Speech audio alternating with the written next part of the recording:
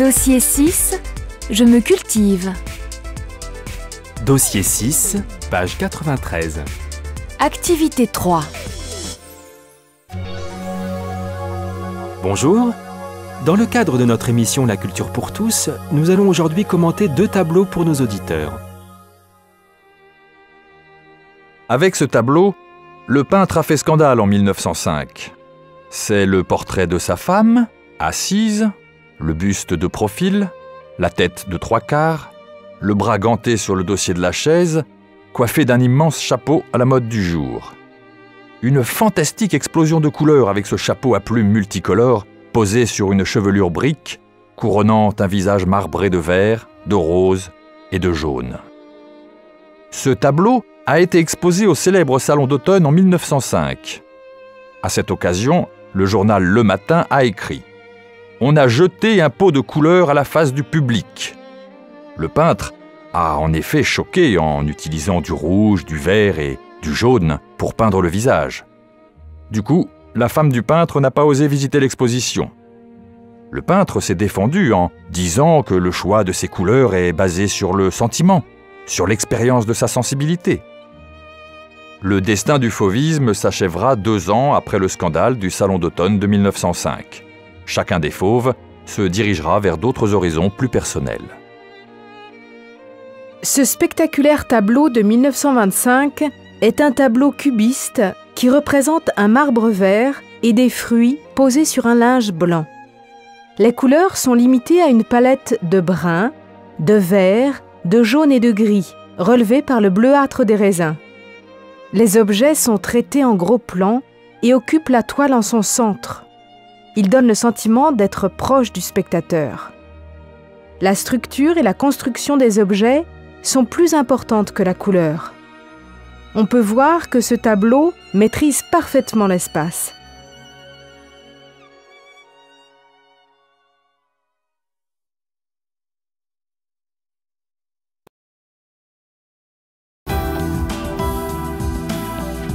Dossier 6, page 94. Activités 2 et 3. 1. Toute l'actualité du livre, c'est sur France Info et dans le magazine littéraire. Aujourd'hui, nous recevons Josiane Balasco pour son livre passionnant et original, Parano Express, publié chez Fayard.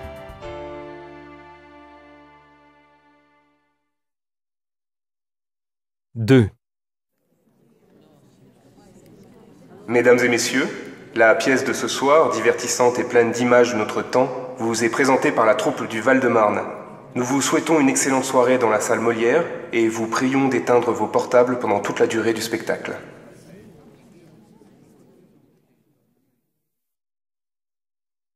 Trois. Venez tous assister aux 10e internationales de la guitare à l'hôtel de Magny à Montpellier. Cette manifestation unique en Europe nous dévoile l'infinie richesse de cet instrument. La guitare sous toutes ses formes, celle de ses histoires, celle de ses paysages, celle de ses cultures.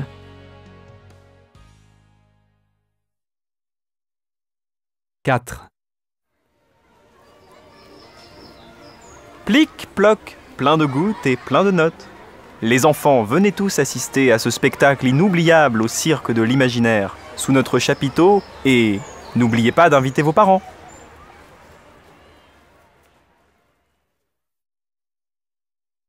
5. 8 concerts, 10 créations, 41 compositeurs pour l'île de découverte.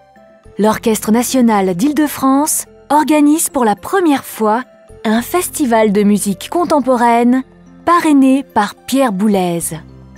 Concerts, tables rondes, projections de films, présentations d'œuvres, rencontres, ateliers pédagogiques, des manifestations aussi enrichissantes que variées sont prévues durant 3 jours dans toute la ville. Ces manifestations sont gratuites dans la limite des places disponibles.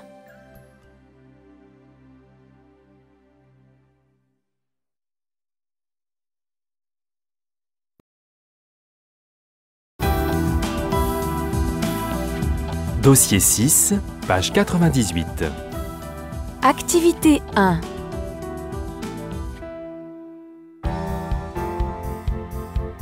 Nous sommes allés à la sortie d'une projection du film indigène de Rachid Bouchareb.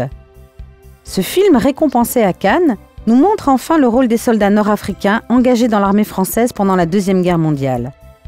Écoutez les commentaires des spectateurs. C'est très bien de commémorer le souvenir de ces combattants, je pense, de remettre un petit peu les pendules à l'heure pour l'histoire. J'ai beau être étudiant en histoire, on n'a pas fait étudier la présence de ces coloniaux dans notre armée, quoi. Enfin, on met toujours en avant que la France a été libérée par les Américains.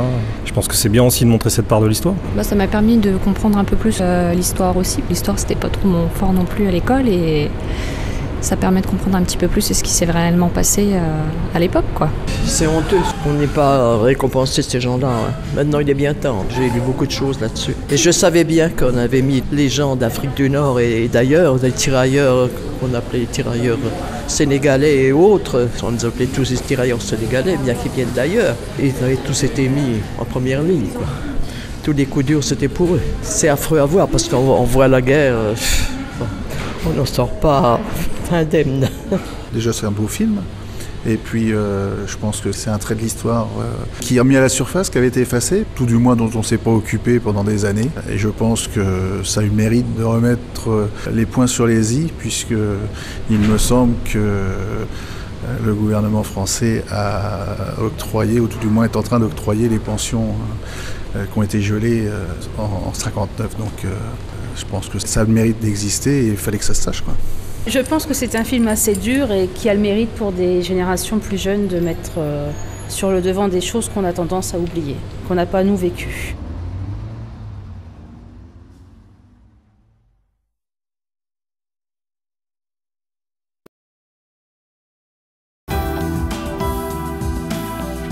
Dossier 6, page 99. Activités 5, 6 et 7.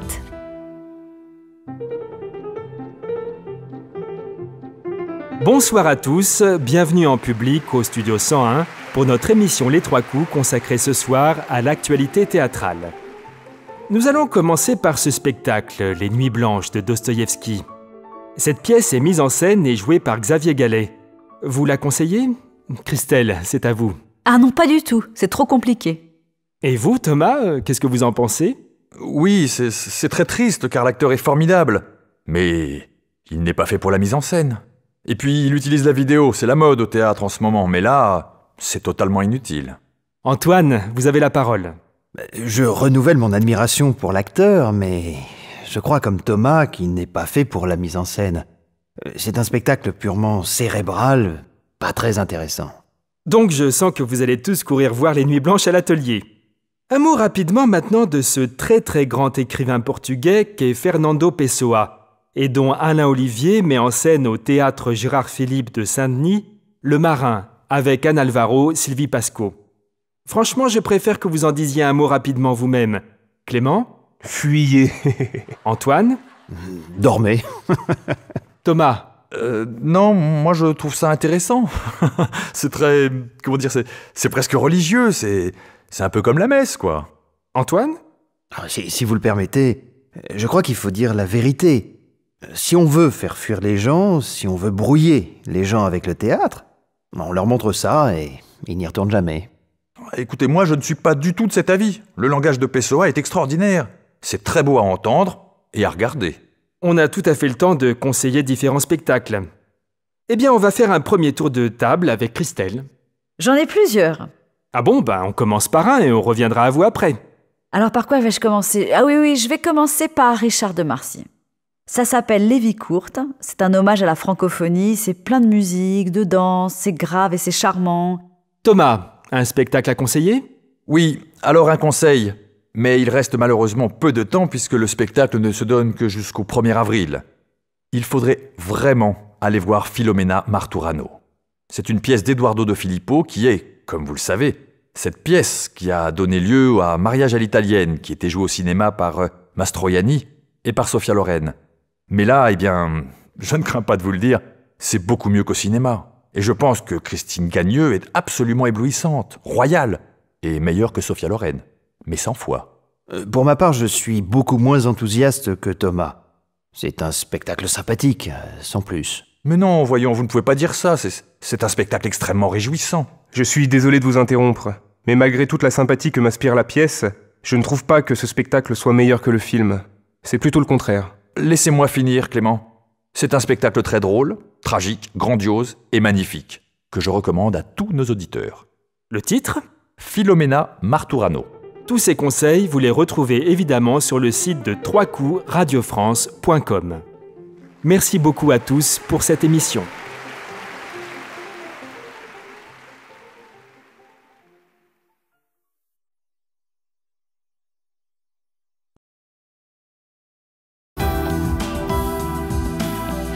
Dossier 6, page 101. Activités 3, 4 et 5.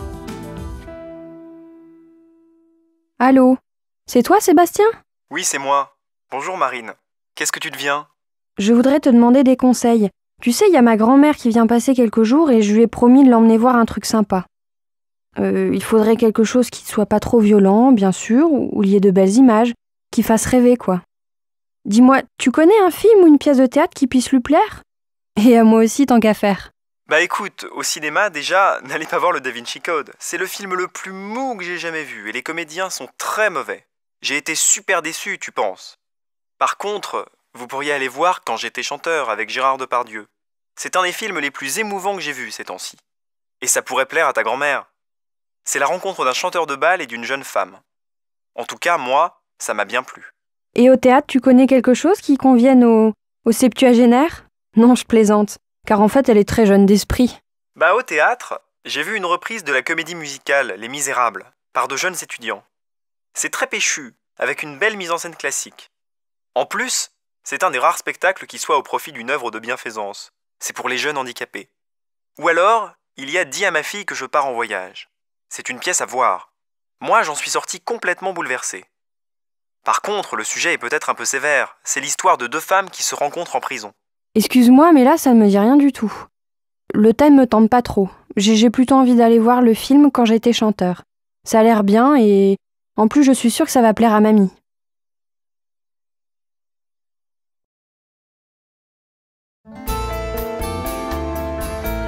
Dossier 6, page 102. Sur tous les tons. 1. À quel âge avez-vous commencé à peindre ? 2. Vous allez exposer combien de tableaux ? 3. Vous peignez pour vous détendre ? 4. Vous mettez combien de temps pour peindre une toile de cette taille ? 5.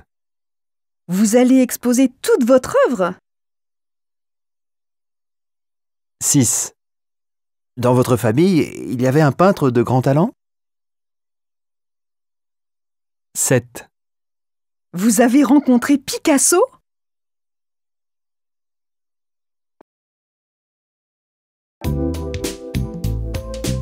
Bilan, dossier 6. Bonjour Elisa. Il s'est passé 15 ans depuis le premier album où vous chantiez avec votre mère.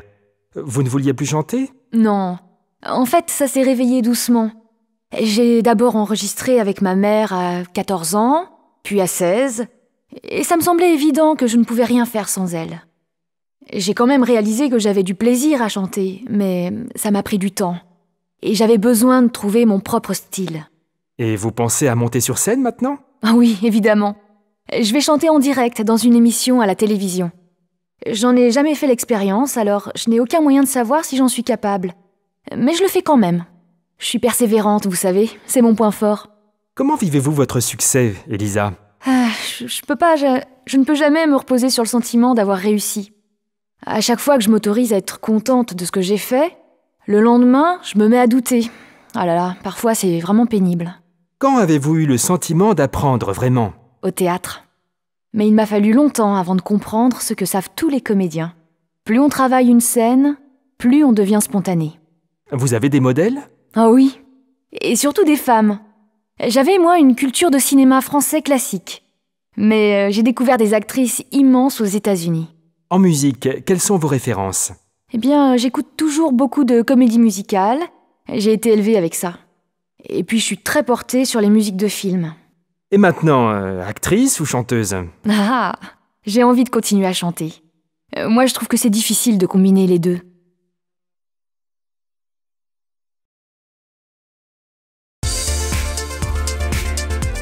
Dossier 7.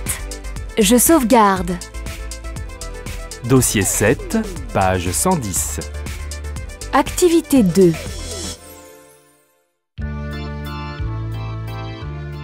Bonjour à tous. L'actualité de notre ville aujourd'hui. Tout d'abord, une annonce à tous les habitants. Le Carrefour des citoyens se déroulera les mardis, mercredis, jeudis et vendredis de la semaine prochaine. Inscrivez-vous vite. Un petit mot sur cette rencontre. Le Carrefour des citoyens réunit entre 200 et 400 personnes chaque année. Il constitue un moment fort de dialogue et d'échange entre les habitants des quartiers, le maire et les élus. C'est important d'y participer car c'est une occasion de faire le point sur toutes les questions qui concernent votre quartier. Vous pourrez les poser et participer à des débats en présence du maire de Nantes, d'une élue représentant les habitants du quartier et du premier adjoint au maire, délégué aux grands projets urbains et à la politique de la ville. Les thèmes traités iront de la transformation urbaine à la qualité de l'environnement, en passant par la tranquillité publique. Le débat est ouvert à tous les Nantais. Allez-y nombreux.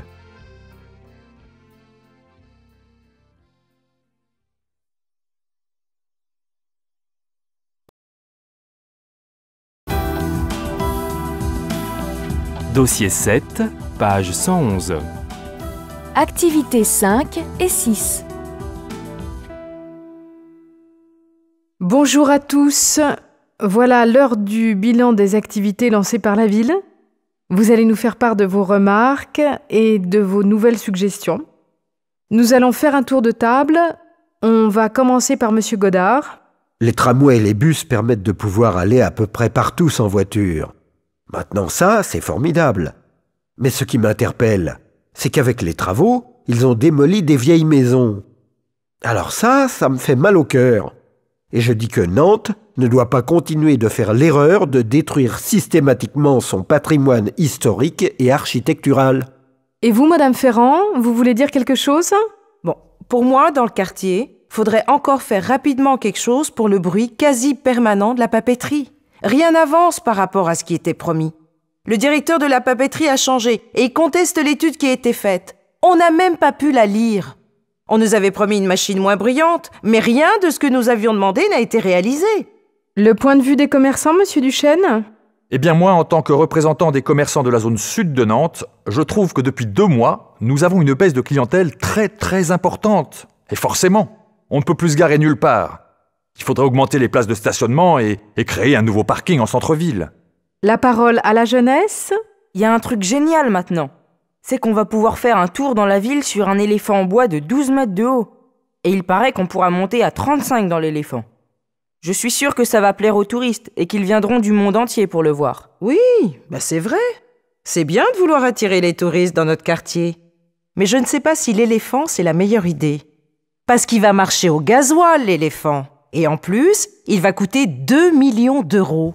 Tout ça avec l'argent du contribuable, bien évidemment. En plus, on m'a dit aussi que, grâce à un mécanisme, les gens qui se promèneront sur l'éléphant pourront provoquer quelques barrissements et des effets de poussière. C'est soi-disant pour ressentir les vibrations que provoque un éléphant quand il crie. Non mais vous imaginez le bruit et les nuisances pour les riverains? Et les étudiants? Pour nous, ce qui est chouette, c'est que maintenant on peut aller de l'université au centre-ville à vélo. Il y a des pistes cyclables presque tout le long du parcours.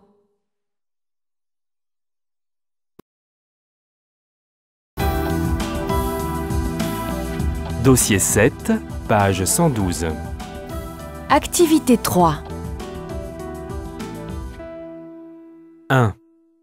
La pollution due au transport serait responsable d'environ 25% de la production de gaz à effet de serre, mais cette proportion serait très sous-estimée. 2. On aurait dû prendre des mesures avant. On n'en serait pas là maintenant. 3. Vous devriez mettre le verre dans les containers. 4. Il aurait fallu commencer à économiser nos ressources dès les années 60. 5. Tu pourrais fermer le robinet quand tu te laves les dents. 6. J'aimerais bien installer un système de récupération d'énergie solaire chez moi. 7. Dans un demi-siècle, les réserves de pétrole auront considérablement diminué, mais le charbon pourra le remplacer et satisfaire les besoins énergétiques des États-Unis. 8. Vous pourriez m'indiquer la déchetterie, s'il vous plaît?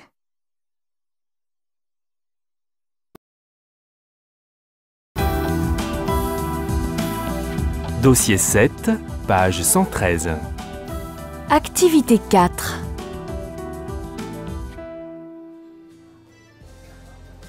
Tu sais que si ça continue comme ça, il n'y aura plus de gros singes sur la planète. Je suis dégoûtée. C'est mon animal préféré. C'est pas étonnant. Nos forêts disparaissent, alors des espèces disparaissent. C'est logique. Oui, mais tout ça, c'est de notre faute.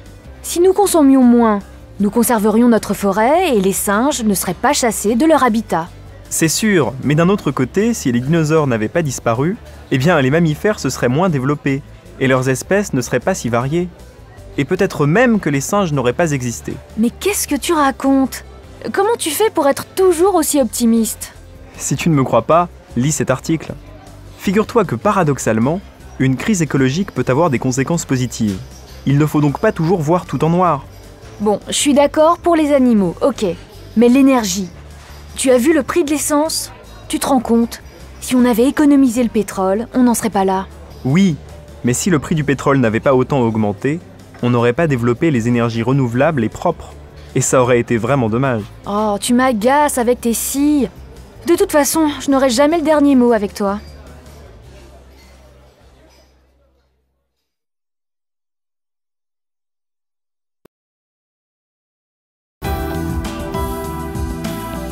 Dossier 7, page 115.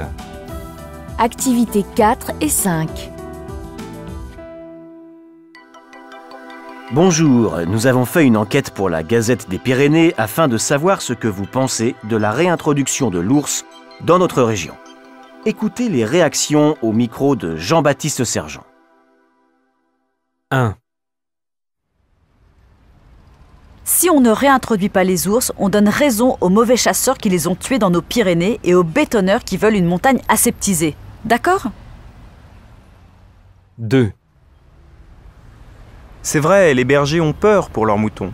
Franchement, je ne sais pas si l'ours attaque les moutons. Je pense plutôt que l'ours brun européen a peur de l'homme. C'est pas un grizzly. Alors je suis d'accord, il faut reconstruire la biodiversité et arrêter d'éliminer des espèces entières, juste parce qu'elles ne nous conviennent pas. 3.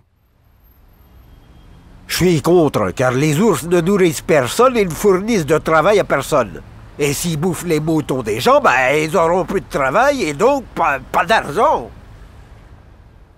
4. S'il n'y a plus d'ours dans les Pyrénées, c'est tout simplement qu'il ne doit plus y en avoir. Il faut vivre avec son temps et ne pas aller contre l'ordre des choses. De plus, il y a certainement plus urgent à faire avec l'argent du contribuable. Et puis, il faudrait penser quand même un peu à ces pauvres ours slovènes qui, eux, n'ont rien demandé. Hein. 5. Moi, je veux bien. Mais si on repeuple nos montagnes avec des ours, il faut parquer les bêtes. Et puis que le gouvernement aide les bergers pour assurer la permanence auprès des troupeaux avec des chiens. Et alors... 6. En matière d'écologie, il y a des choses plus importantes à régler que la réintroduction de ces pauvres bêtes dans les Pyrénées. La ministre doit vraiment s'ennuyer dans son petit bureau pour avoir ce genre d'idée. L'argent public devrait servir aux gens. Il y a des choses plus utiles. 7. À l'école, on a appris que l'ours est omnivore. Donc sa nourriture, c'est principalement des insectes, des plantes et des petits rongeurs, des souris ou des rats. C'est seulement si vraiment il ne trouve rien à manger et qu'il a très faim qu'il s'attaque aux moutons. Et puis, j'adore les ours. Et ça va sûrement attirer les touristes.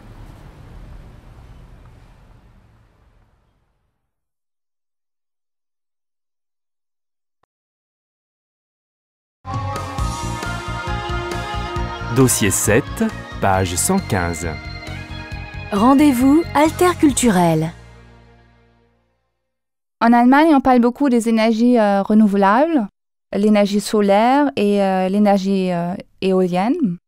Et l'énergie solaire, en particulier, où les habitants qui veulent installer des plaques sur leur toit qui captent l'énergie solaire et ils sont subventionnés par l'État. Et l'État donne une participation de, je crois, c'est 100 € par mètre carré. Et ensuite, l'habitant peut produire sa propre énergie et il peut vendre l'énergie à l'État. Et mes parents, ils ont installé un système, on appelle ça photovoltaïque, sur leur toit. Et je crois qu'ils touchent environ 8 centimes ou quelque chose comme ça par kilowatt, ce qui n'est pas beaucoup. Et vu le fait qu'il fait jamais beau en Allemagne, mais quand même, c'est bien. L'énergie éolienne est aussi très présente en Allemagne.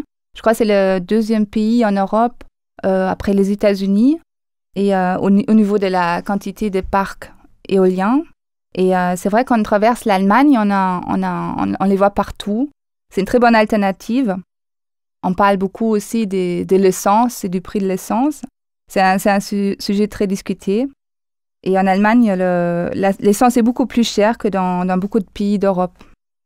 On a depuis quelque temps une taxe écologique de 15% et ça baissait légèrement l'utilisation de la voiture. Mais ce qui est bien en Allemagne sont les villes parce qu'ils sont pensés pour le vélo. Tout le monde a son vélo et il y a des pistes cyclables partout.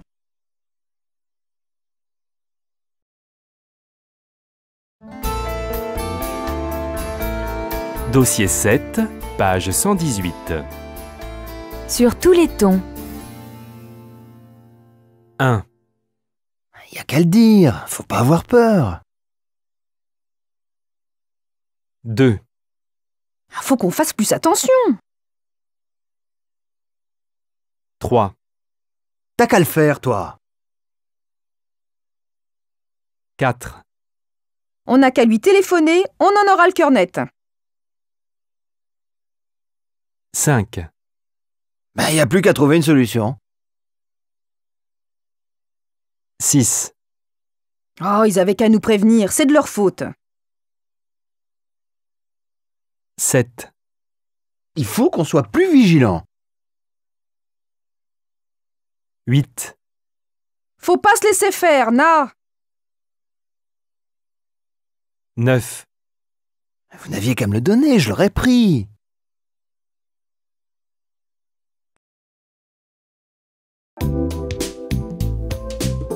Bilan, dossier 7.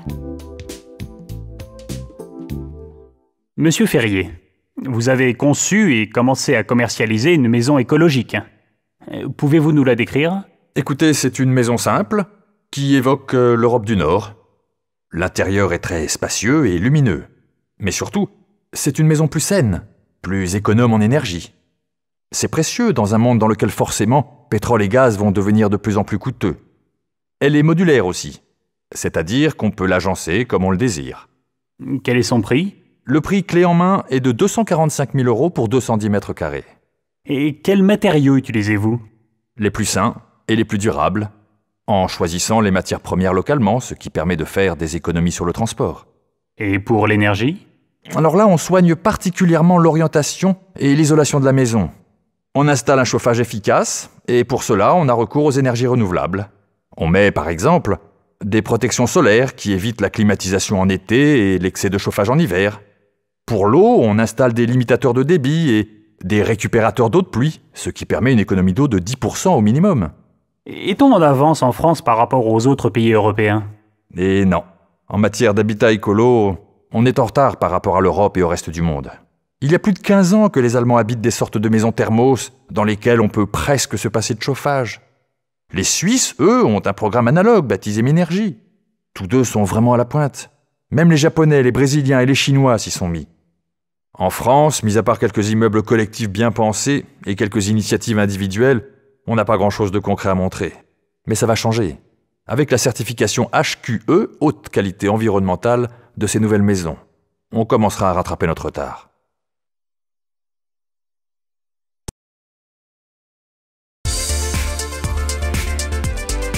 Dossier 8. Je plaide. Dossier 8, page 127. Activité 4.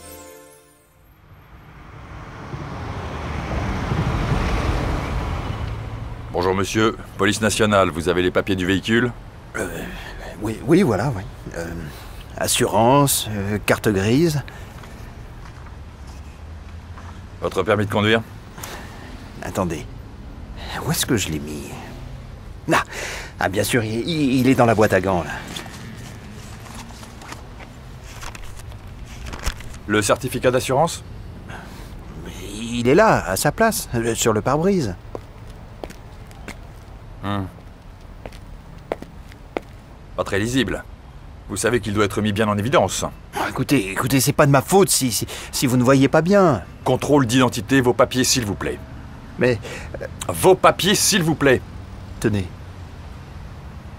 C'est bon, circulez.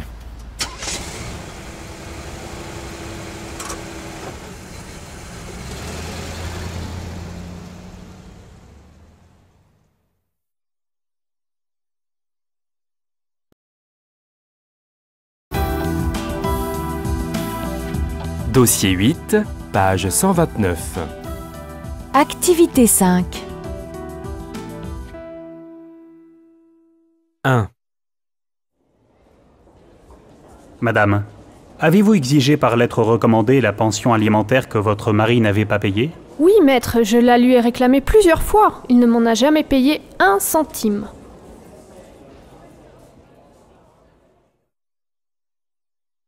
2. Alors, vous ne voulez plus retourner au domicile conjugal et vous voulez demander le divorce, c'est bien ça?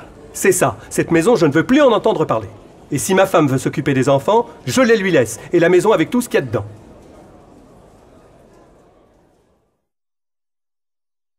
3.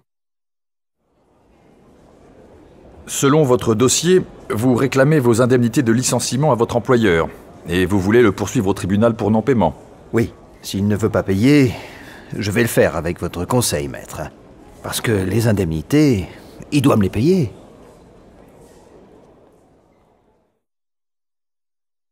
4. Bon, nous sommes d'accord? Je plaide l'irresponsabilité de votre fils et j'insiste sur ces moments de crise incontrôlables. S'il vous plaît, maître, c'était pas de sa faute. Mais je le lui avais bien dit que ça finirait mal. Son père et moi, on lui disait de se faire soigner. On lui en a beaucoup parlé, vous savez. Il disait qu'il y réfléchissait.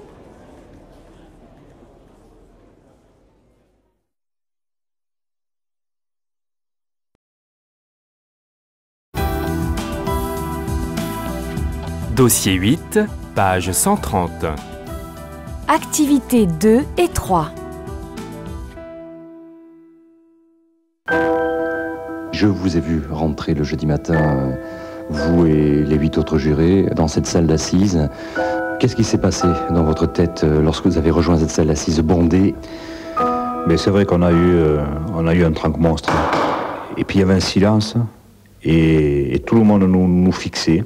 Et en fait, nous, on ne savait plus qui regarder, quoi. Donc, je crois qu'on baissait tous un petit peu la tête. On regardait tous le bureau où on avait passé 6 mois à écrire. Et on était un peu dans le vide en se disant, vivement que le président arrive, ça va détendre un peu. Vous aviez la particularité d'être le juré assis le plus près de Maurice Papon. Vous le regardiez souvent pendant les audiences, pendant ces 6 mois. Comment ça se passait? Au début, quand les audiences ont commencé, j'osais pas trop le regarder. Et puis au fur et à mesure des débats, effectivement, je le regardais. Quand il parlait, en fait, je me tournais vers lui. Il me fixait. Au départ, je sais que je baissais les yeux quand il me fixait. Et puis au fur et à mesure des débats, il me fixait, ça me dérangeait plus, quoi. Ça vous a passionné ces 6 mois? Ah oui, ça, pour nous passionner, ça nous a passionnés, oui. Sinon, je crois que même le président a été étonné que les 9 jurés titulaires qui ont été tirés au sort au départ soient encore là le jour du verdict.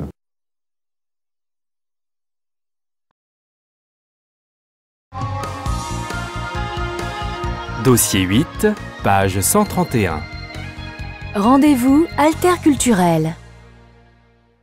Pour moi, la différence la plus importante, c'est ce qu'on appelle la présomption d'innocence, concept essentiel dans le droit anglais. En principe, il faut des preuves irréfutables, évidentes, pour inculper un individu et le mettre en prison. La présomption d'innocence est un droit qui permet à une personne d'être considérée comme innocente en attendant que sa culpabilité soit reconnue ou non. Autrement dit, l'individu doit bénéficier d'un traitement qui se rapproche de celui de n'importe quel citoyen.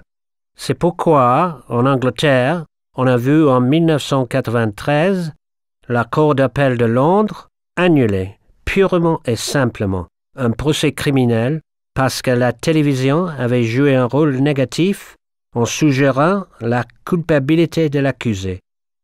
Bien qu'il soit affirmé par la Déclaration universelle des droits de l'homme, je crois que ce concept de présomption d'innocence n'est pas énoncé dans le Code pénal français.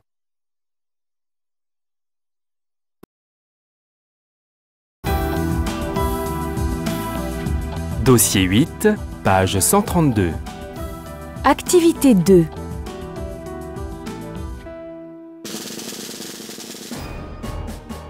Le 14 octobre 1793, à ce moment-là, les troupes françaises se battaient aux frontières contre les armées royalistes. Marie-Antoinette, la veuve Capet, a comparu devant le tribunal révolutionnaire. 2 avocats avaient été désignés la veille pour la défendre et ils ont dû improviser leur plaidoirie.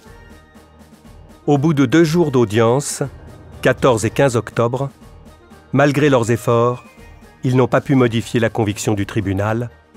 Marie-Antoinette était condamnée à mort et l'exécution aurait lieu le lendemain. Après une dernière nuit passée à la conciergerie, elle a été emmenée à l'échafaud.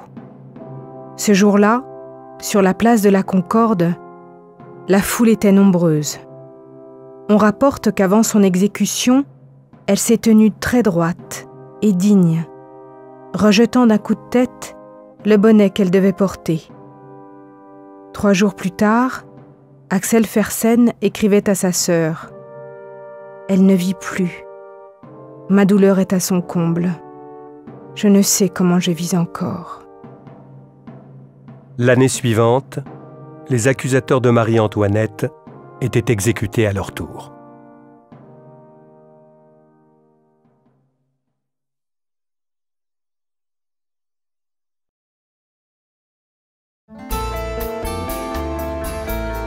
Dossier 8, page 134.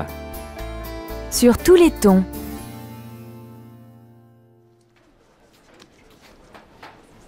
Où étiez-vous entre 11h et midi mardi dernier? À la boulangerie, j'ai acheté du pain. Et vous avez mis 1 heure pour acheter une baguette? J'ai un peu parlé avec la boulangère, on se connaît. Ah, eh bien elle ne s'en souvient pas du tout. Elle ne s'en souvient pas? Non, alors je répète, où étiez-vous mardi dernier entre 11h et midi? Je vous assure que je bavardais avec Madame Martin, même si elle ne s'en souvient pas. Ce n'est pas la peine d'insister. Mais je vous assure, mais j'étais à la boulangerie. À la boulangerie.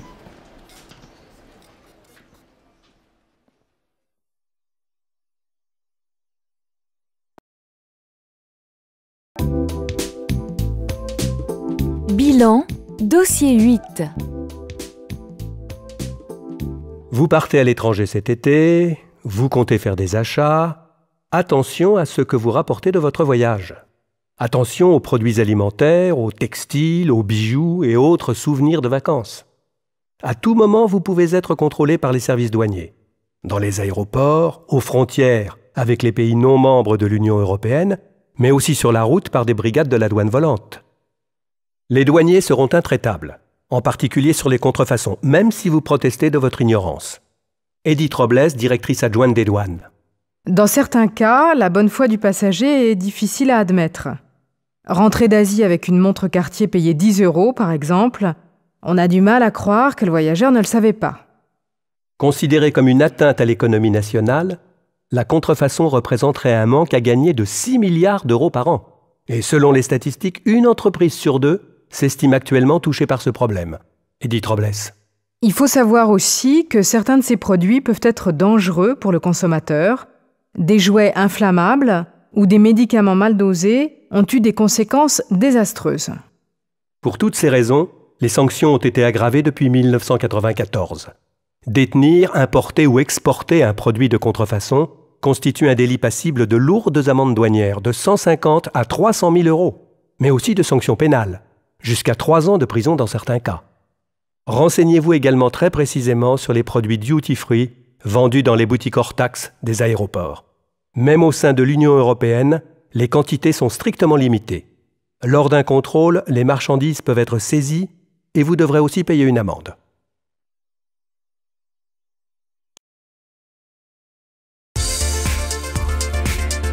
Dossier 9. Je voyage. Dossier 9, page 142. Activités 3, 4 et 5.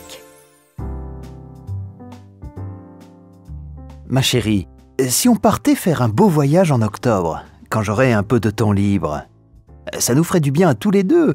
Et puis, surtout, ce serait une façon de récompenser Pauline pour son bac. Un vrai dépaysement après son job d'été et juste avant son entrée en fac. Qu'en dis-tu? Oh ben oui. Dis donc, ce serait super. Elle a beaucoup bossé et elle n'a pas eu le temps de décompresser. Nous aussi, on en a bien besoin pour se changer les idées. On va lui en parler ce soir. Écoute, je voudrais lui faire la surprise. C'est un cadeau.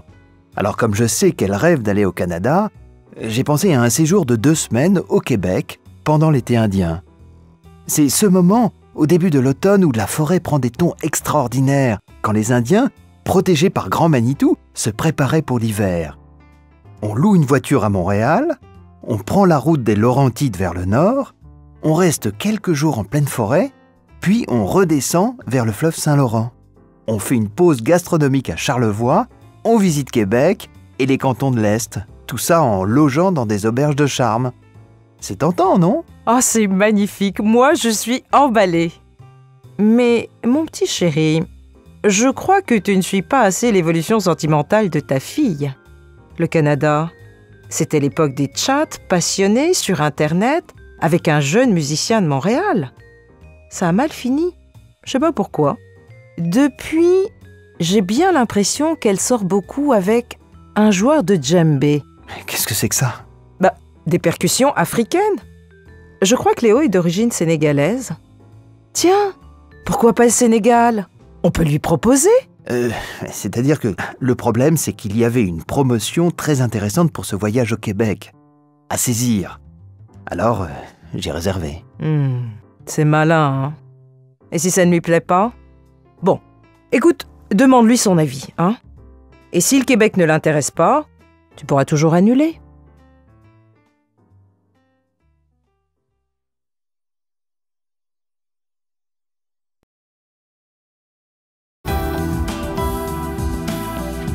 Dossier 9, page 143. Activités 9 et 10. Allô? C'est l'agence Visa Voyage? Oui? Oui, monsieur, ne quittez pas, s'il vous plaît. Vous voulez patienter un petit instant?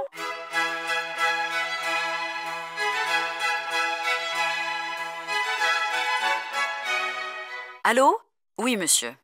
Oui, voilà, c'est à propos d'une réservation pour le Québec en septembre. C'est-à-dire que je voudrais modifier le voyage. Voilà, j'ai un problème. Oui? Alors, ne quittez pas, je vous passe la personne responsable. Restez en ligne, s'il vous plaît.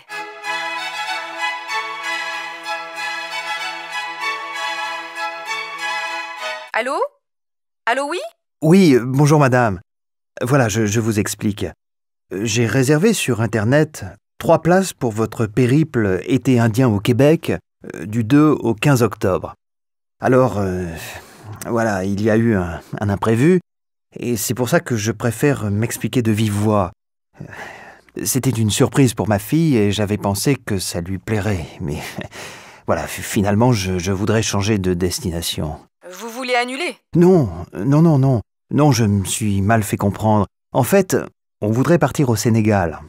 J'ai vu que vous aviez des propositions sur le Sénégal, alors c'est pour savoir si on peut changer la destination et réserver pour le Sénégal au lieu du Québec. Bien, vous avez votre numéro de dossier?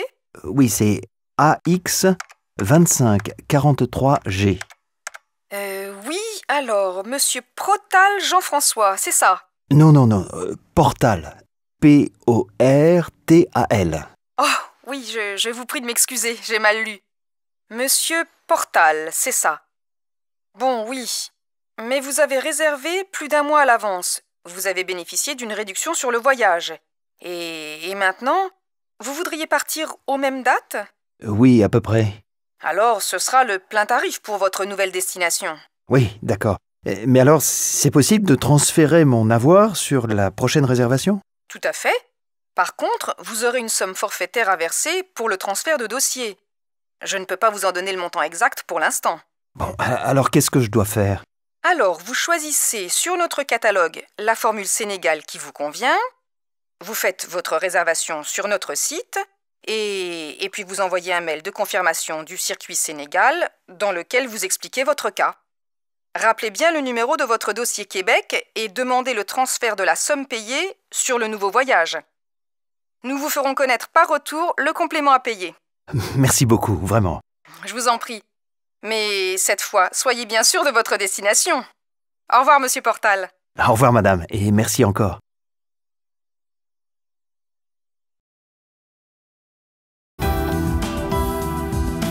Dossier 9, page 145.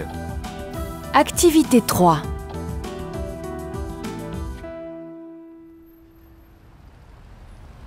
Tiens, salut Gilles.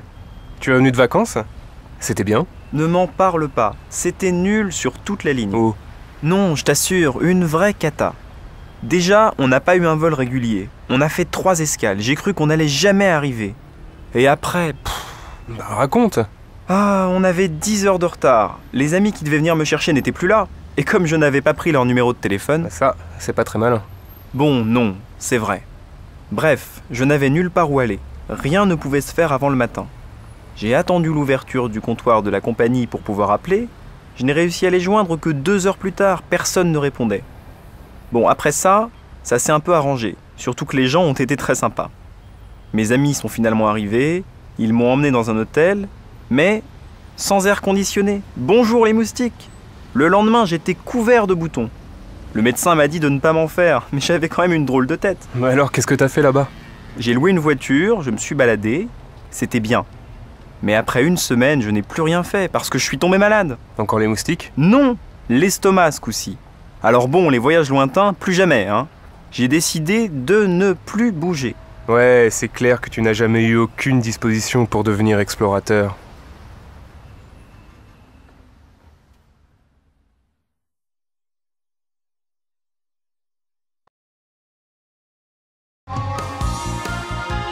Dossier 9, page 147.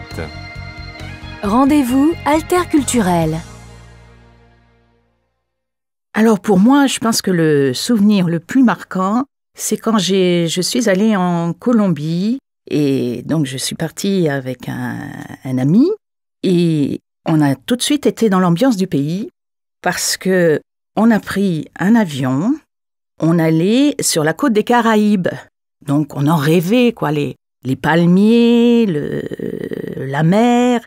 Et quand on a atterri, on était entouré de montagnes avec des nuages, mais très épais.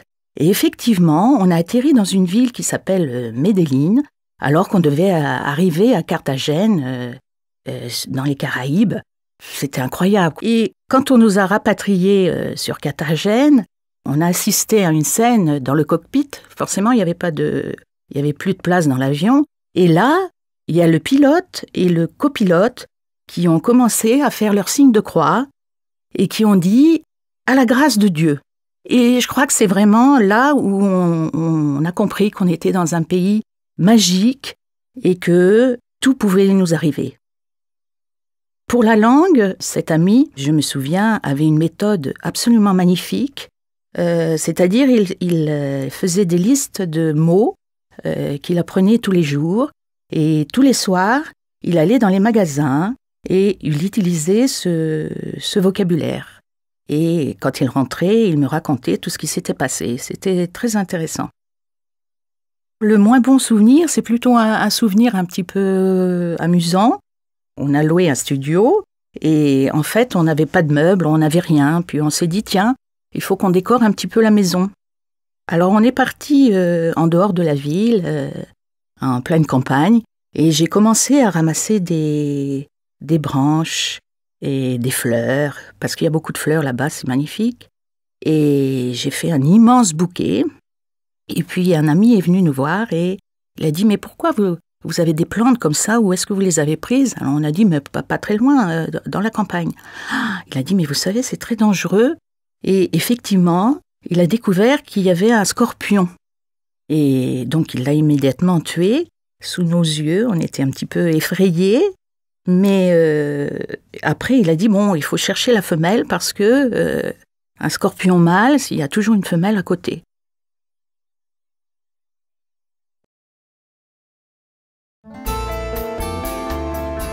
Dossier 9, page 150. Sur tous les tons. 1. Mamie, vous avez pris votre couverture de voyage? Pardon?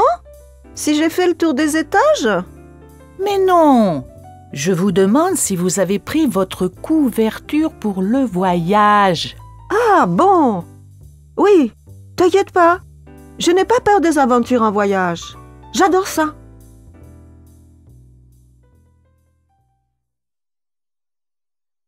Deux. En quittant la caravane au camping, tu as bien fermé la bouteille de gaz? Oui, ma chérie, j'ai mis de l'eau dans le vase.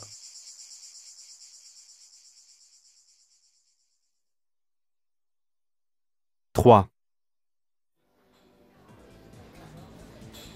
Alors, t'as décidé pour tes vacances? Quelles vacances? Bah, tu pars pas? Si, je vais en Polynésie. Ah bah alors, tu pars! Ouais, on y va en famille. Bonjour les vacances.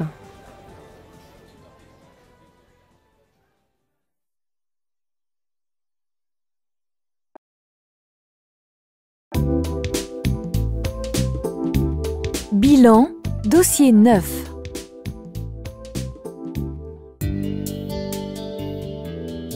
Qui n'a jamais rêvé de nouveaux horizons, de pays plus ou moins lointains où la vie serait autre, pas nécessairement plus facile, mais plus passionnante. Quitter le train-train de tous les jours pour trouver enfin l'épanouissement dont on a rêvé. Mais qu'en est-il de la réalité? Pour un jeune ou un moins jeune, ce n'est pas facile de partir travailler dans un autre pays d'Europe. Cependant, ils sont de plus en plus nombreux à tenter leur chance et de plus en plus de voies s'ouvrent pour y trouver plus facilement un emploi. Écoutez-les. Pierre, 25 ans, nous raconte son expérience. Moi, j'ai quitté Paris pour le Danemark à la recherche d'un cadre de vie très différent. En réalité, je ne supportais plus de vivre dans un grand centre urbain et je rêvais aussi de découvrir un autre pays. C'est pourquoi j'ai choisi de passer par Job Euro. Ce qui m'a étonné, c'est la facilité d'intégration dans un pays qui a la réputation d'être assez froid et pas seulement par le climat. Je voulais vivre à la campagne et j'ai trouvé ma place dans l'agriculture. Un domaine totalement nouveau pour moi qui était électricien. J'ai appris un tas de choses et je mène maintenant une vie que j'aime dans un cadre rural qui me convient parfaitement. Maintenant, écoutons Rachid, 23 ans, qui a quitté le soleil marseillais. Ça a été dur de quitter le soleil marseillais quand Job Euro m'a proposé un travail en Finlande. D'autant plus que je ne parlais pas du tout la langue. Mais j'ai rencontré là-bas des gens très gentils qui m'ont beaucoup aidé.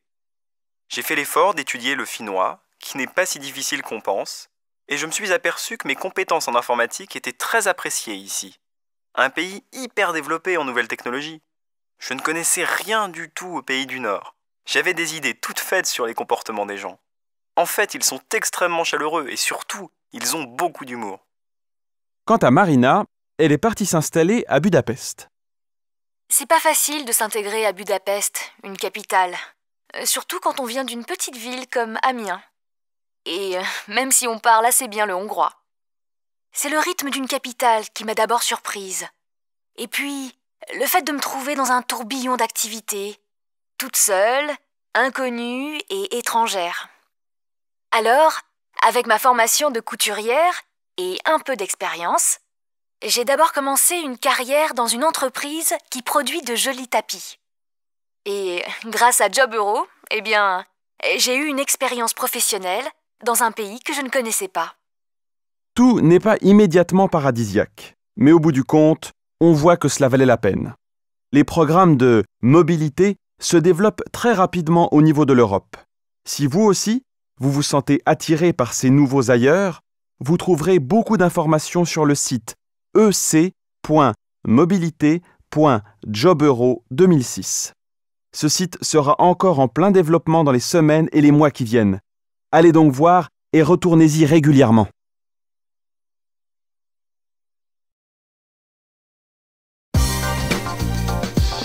Test 2, dossiers 4, 5 et 6.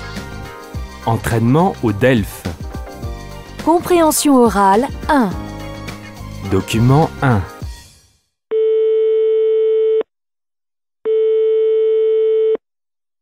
Salut Louis, c'est Léo à l'appareil.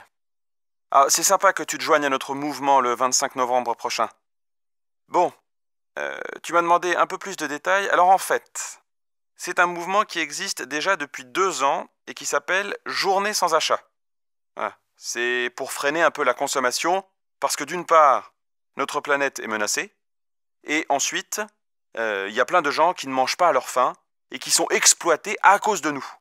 Et puis, plus ça va, plus les familles s'endettent pour maintenir le rythme effréné de leur consommation. Il y a tellement de choses mieux à faire que de courir les magasins pour acheter un cadeau à des gens qui n'en ont vraiment pas besoin. Bon, je suis content que tu partages ça. Je te rappelle un peu plus tard, ok ?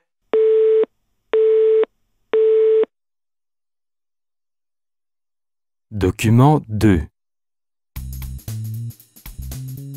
L'aéroport de Marseille-Provence inaugurera bientôt une aérogare entièrement conçue pour les compagnies à bas coût. Cette nouvelle infrastructure, totalement indépendante, pourra accueillir 6 avions simultanément et 3,5 millions de passagers. Elle a été aménagée en 2 ans, à partir d'un ancien hall, en offrant des services réduits au minimum, dans le respect des règles de sécurité. Décoration sommaire, pas de moquette au sol ni climatisation, des voyageurs qui transportent eux-mêmes leurs bagages au contrôle, pas de passerelle ni bus pour se rendre au pied de l'avion.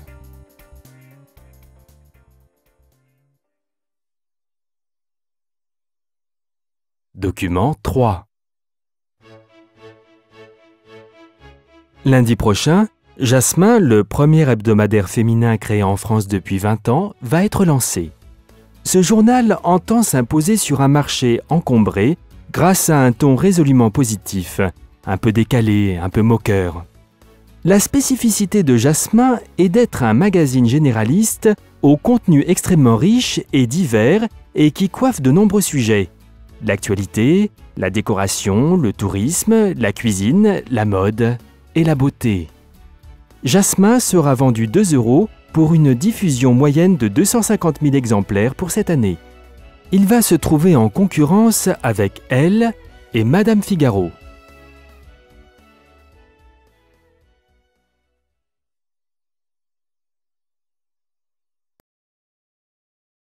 Compréhension orale 2. Aujourd'hui, nous allons passer quelques instants en compagnie d'Alex Prévost, compositeur. Alex Prévost, comment avez-vous débuté dans la musique et quelle est votre formation ? J'ai débuté très tôt. On était une famille de musiciens amateurs, jouant de la musique de danse. Je suis donc entré tout naturellement dans un milieu où on aimait la musique. C'était une fantastique prédisposition à la composition. J'ai eu le meilleur prof qu'on puisse imaginer. Il m'a très bien guidé, sans jamais me contraindre. Et j'ai appris comme ça, sans vraiment me soucier des manuels d'harmonie. J'ai continué à perfectionner mon instrument de prédilection, le piano. J'ai joué mon premier concert à l'âge de 13 ans et demi, si bien que j'ai pu entrer à Paris au Conservatoire national supérieur de musique. J'y ai suivi pendant 7 ans divers cours et j'ai obtenu 5 premiers prix. Les écritures étaient mon domaine préféré. Quel est votre parcours professionnel ? Après mes études, à Paris, on m'a proposé une classe de piano au conservatoire. J'ai donc enseigné tout en suivant ma carrière de concertiste jusqu'à l'âge de 26 ans. Et puis, il a fallu que je fasse autre chose de ma vie parce que, en tant que compositeur, j'étais encore semi-amateur. J'ai commencé au milieu des années 80. On m'a proposé un compromis. Je pourrais jouer une pièce à moi si j'acceptais de jouer le concert en entier. J'ai accepté et un nouveau chapitre s'est ouvert. Quel est, selon vous, le rôle du compositeur dans le monde de la musique? Je pense que, quand le compositeur dit bien les choses, le public le ressent et comprend. Son rôle est aussi de réveiller, de déranger. La musique n'est pas un monde isolé, mais c'est un reflet de la vie culturelle et sociale. Je crois que c'est le devoir du compositeur d'avoir un œil critique sur la société. Et sur quoi travaillez-vous en ce moment? En ce moment, je suis sur les dernières mesures d'un grand opéra. Il sera donné le 5 novembre. Alors, quels conseils donneriez-vous aux jeunes intéressés par la composition? Je conseille à tous d'écouter tout ce qui leur tombe sous les mains, tout ce qui semble intéressant, même étrange, parce que ça aide à comprendre comment la musique est faite. Il ne faut pas se laisser décourager par les critiques, car les critiques font forcément avancer. Il est indispensable aussi d'aller voir à l'étranger et de garder autant de contacts possibles avec des personnes intéressantes pour se créer un réseau. Test 3, dossiers 7, 8 et 9. Entraînement au DELF. Compréhension orale 1. Document 1. Mesdames et messieurs, vous venez de prendre place à bord du TGV numéro 3319 à destination de Rennes. Nous vous rappelons que le compostage des billets ainsi que l'étiquetage des bagages sont obligatoires. Nous vous rappelons également que notre espace est entièrement non-fumeur et qu'il est totalement interdit de fumer non seulement dans les voitures, mais aussi sur les plateformes et dans les toilettes, sous peine d'une amende de 45 €. Nous vous souhaitons un bon voyage en notre compagnie.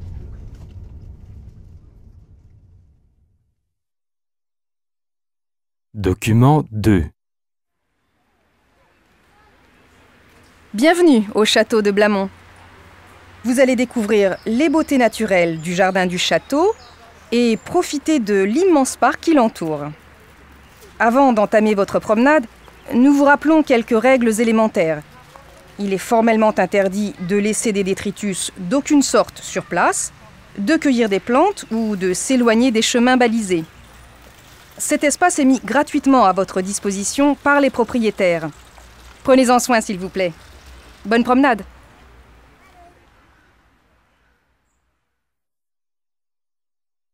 Document 3. Votre attention, s'il vous plaît. Des pickpockets ayant été repérés dans la station, nous vous prions d'être attentifs à vos objets personnels.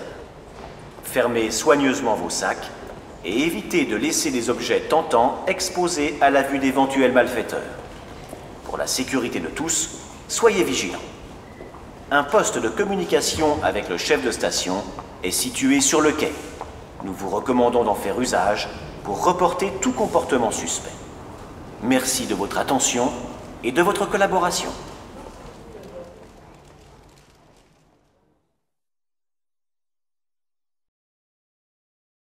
Compréhension orale 2. Allô? Mélissa? C'est Bertrand. Ah, bonjour mon petit Bertrand. Écoute, je vais partir 2 semaines en Martinique pour les vacances de Noël. Et j'aurais besoin d'infos de la part d'une spécialiste. Oh, tu sais, j'y suis pas retournée depuis 2 ans. Mais enfin, je peux te donner quelques tuyaux. Merci, c'est gentil. Ah, attends, je prends un stylo pour tout noter. Bon, voilà. Alors, je t'écoute. Tu vas loger où? J'ai réservé un hôtel à Fort-de-France pour 1 semaine. Et après, je louerai une voiture et je me déplacerai dans l'île. Bon, ben alors pas de problème. Tu peux visiter Fort-de-France tranquillement. Mais avant tout, pense à te protéger du soleil, hein. On est sous les tropiques, tu sais. Et à cette époque, ton corps n'est pas encore habitué. Ah oui, et puis, prends des crèmes solaires, hein. Et emporte un chapeau. Bon, à Fort-de-France, je te recommande tout simplement de te promener au hasard de ton inspiration. dans la ville coloniale, tiens. Tu sais, tu peux prendre toutes les infos sur le site du Comité martiniquais du tourisme. Ah oui, et n'oublie pas de goûter toutes les spécialités de chez nous. Les beignets de poisson, par exemple. Les crabes de terre farcis. C'est bien meilleur sur place.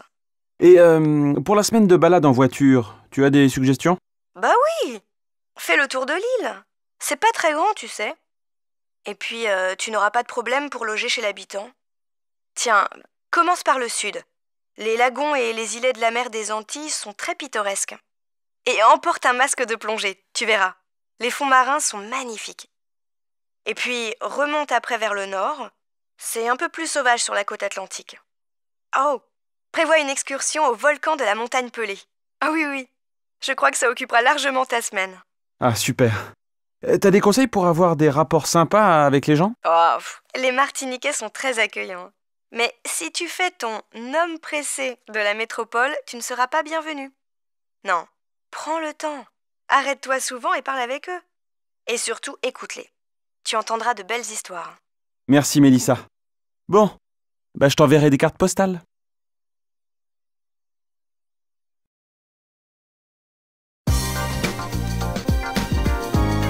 Test final. Entraînement au DELF. Document 1.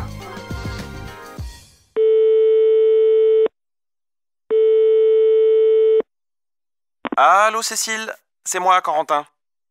Je t'appelle au sujet de la fête qu'on fait pour les 30 ans de Sébastien.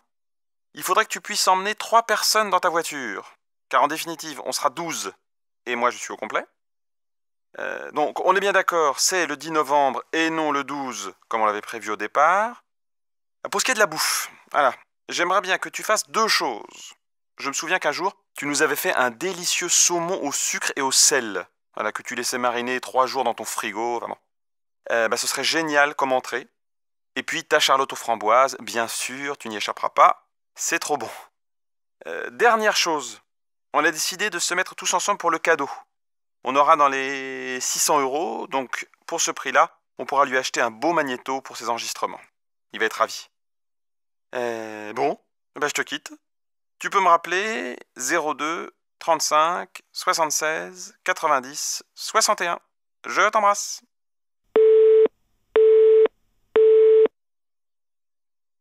Document.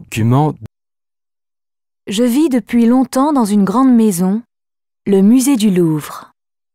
Caché derrière ma cage de verre, je n'ai que très peu de temps pour me reposer. Tous les jours, je reçois la visite de personnages aussi différents qu'enthousiastes. Nous sommes beaucoup à vivre au Louvre, et j'ai appris à les connaître. Il y a les conservateurs le mardi, jour de fermeture de la maison au public. Ils me scrutent avec intérêt, me sourient avec affection, prennent soin de mon bois et de mes couleurs. Mes amis les plus dynamiques sont sans hésitation les agents techniques de surveillance. Depuis l'interdiction de prendre des photos, pour éviter de m'abîmer la vue et pour mieux gérer le flux considérable de visiteurs, 2 gardiens sont en permanence de chaque côté de ma grande boîte en verre. Enfin, le soir, quand tout le monde est parti, je reçois la visite chaleureuse des hommes de ménage qui caressent délicatement le carreau de ma fenêtre. Document 3. Ma femme et moi, nous allons parcourir 3 continents. L'Europe, l'Afrique, l'Amérique, sur plus de 50 000 kilomètres pendant 1 an et 4 mois, à la rencontre d'associations, d'ONG et d'organismes spécialisés dans la gestion des ressources marines. Ils nous expliqueront leur travail, les problèmes qu'ils rencontrent et les solutions qu'ils appliquent localement. Nous diffuserons ces informations sur notre site internet www.laroutedesmers.com et dans les médias qui suivront notre aventure. Très jeune, j'ai eu la chance d'avoir un père qui m'a fait découvrir, aimer et respecter la mer. Enfant, j'adorais sauter du bateau à voile et je me laissais couler pour atteindre le fabuleux monde du silence. J'ai découvert au fur et à mesure des années un formidable espace, plein de vie. Mais connaître la mer et ses richesses, c'est aussi être conscient de sa fragilité. C'est pourquoi sensibiliser les enfants des écoles primaires à ce thème me paraît essentiel. Pour moi, ce projet me donne la possibilité de mettre mes compétences en informatique au service d'un vrai travail éducatif. Internet permettra ainsi aux enfants d'accéder presque en direct aux informations que nous récolterons. Les enfants pourront nous poser des questions sur un forum de discussion. Nous parlerons de la mer et des lacs en tant que source de nourriture et de richesse pour l'homme. Nous nous pencherons sur les dangers qui menacent la mer et sur les actions de préservation, lutte contre la pollution, la protection d'espèces marines menacées. Enfin, nous nous attacherons à ceux qui contemplent la mer et ses richesses et se soucient de la préserver. Écotourisme, club de plongée, artistes.